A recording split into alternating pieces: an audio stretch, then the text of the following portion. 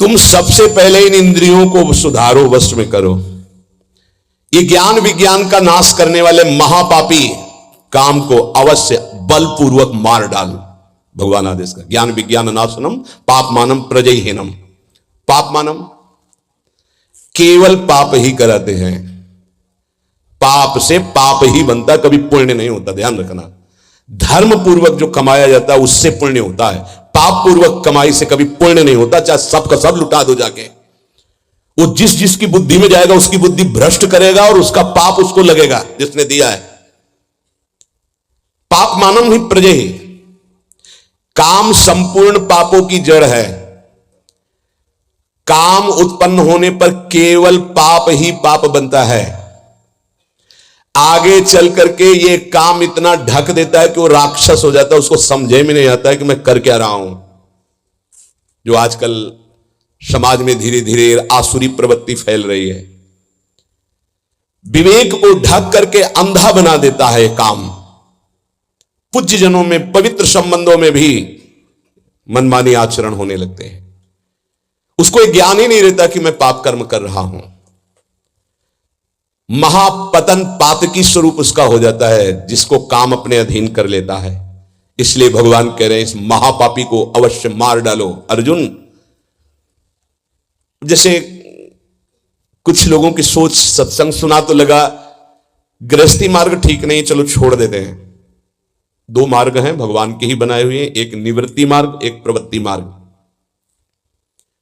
अगर आप प्रवृत्ति मार्ग में प्रवृत्ति से ठीक से चलेंगे तो गृहस्थी में रहते हुए भी आप निवृत्ति माने जाएंगे।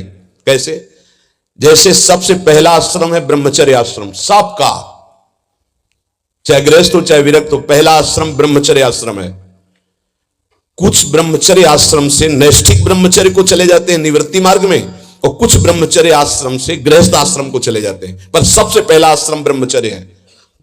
पहली नींव बर्बाद। कहां ब्रह्मचर्य का पालन, हमारा जो धर्म कहता है उसके अनुसार कहां पालन हो रहा है?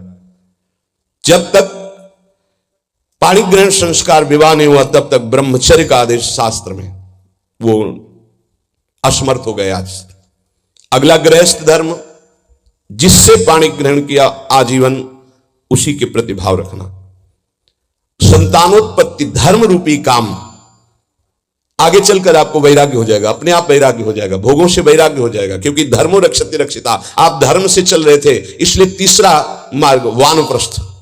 अब वो अंदर से उसके अंदर व्याकुलता पैदा होने लगती, बहुत समय नष्ट हो गया भोगों में, क्योंकि पहले ब्रह्मचर्य था, पुनः ब्रह्मचर्य का अभ्यास जागृत होता है और फिर संन्यास क्रम से आ जाता है। और वो नैष्ठिक ब्रह्मचर्य से सीधे, अब ऐसे सत्संग सुना और आपने सोचा कि नहीं, भजन करने के लिए हम संसार को छोड़ देते हैं, तो किस संसार को?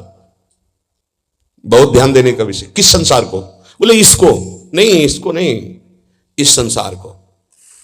अगर इसका राग लेके भाग के जाओगे तो किसी भी गुफा में जाओ, काम वहां भी तुम्हें अपवित्र कर देगा, वहां भी तुम्हें नष्ट कर देगा, क्योंकि वो तुम्हारे अहम में बैठा हुआ है, किसी घर दुकान मकान में नहीं बैठा हुआ है, वो तुम्हारे अंदर अहम में बैठा हुआ। अहम में बैठे हुए काम का त्याग, घर में रहता हुआ वो संन्यास निवृत्ति मार्ग का पथिक हो जाएगा।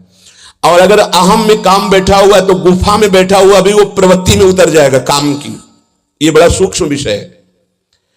इसलिए हम प्रार्थना करते हैं कि काम छोड़ने का विचार किया जाए। काम का मतलब है मलिन भावना, कामना। ये जो हमारे अंदर उद्देश्य बनता है भगवत प्राप्ति का कि हम सब छोड़ देते हैं, तो किसको छोड़ देते हैं? शरीर राग को छोड़ देते हैं, इंद्रिय विलासिता को छोड़ते हैं, अहम में कामना को छोड़ते हैं। बाहर भागने से काम नहीं बनेगा, इसको समझना होगा।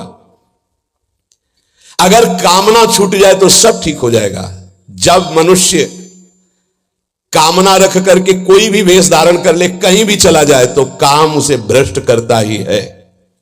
चाहे गुफा में बैठ जाओ, जंगल में चले जाओ, कहीं भी चले जाओ, मनुष्य के अंदर जब तक अहम में कामना रहेगी, जन्म मरण बंधन में पड़ा रहेगा। चाहे जहां भाग के जाए, चाहे जिस भेष को धारण कर ले, वो अंदर बना रहेगा।